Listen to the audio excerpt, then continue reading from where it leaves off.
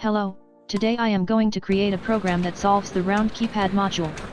These symbols may look familiar to people who follow my channel. These are the same symbols seen on the keypad module. Even the manual shows the same graphs.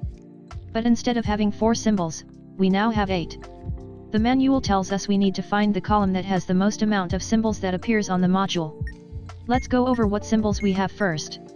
We have the white star, smiley face, A, question mark, C, B/T, paragraph, and X.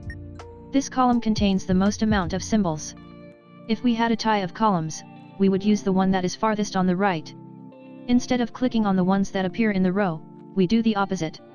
So our answer is white star, B/T, question mark, and X.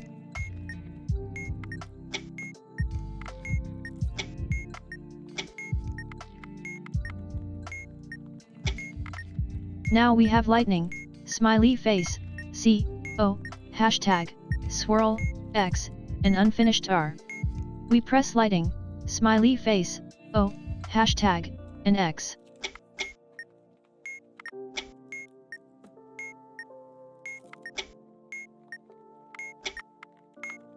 Lambda, paragraph, trident, 3, O, question mark, copyright, and squid.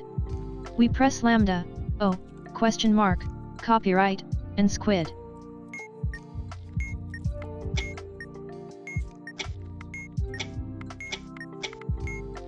N, but, white star, smiley face, backward C, 6, O, and black star.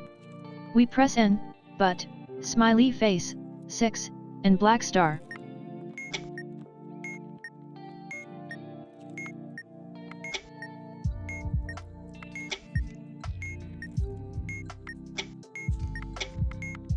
Smiley face, O, B/T, lighting, 6, question mark, backward C, and copyright.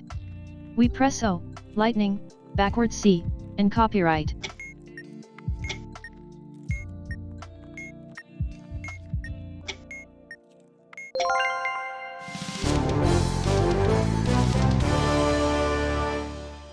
The GUI consists of 8 buttons in a circle that represent the buttons in the module. The buttons at the bottom will show all of the symbols that can appear on the module. When the user presses one of the buttons at the bottom, the picture will then appear on one of the buttons at the top. When the user presses one of the buttons at the top, the picture inside the button will disappear. For the solver, I started by copying the symbol enum I used in the keypad solver. I then copied all of the symbol columns as well. I then went through each column and figured out which one had the most amount of symbols that appear in the module. If there was a tie, I used the one farthest to the right. I then created a list that will hold all of the symbols that don't appear in that column. I then used that list in order to create an answer GUI that also holds 8 buttons in a circle. But the buttons will light up red if it's a button that needs to be clicked. Let's see a demonstration.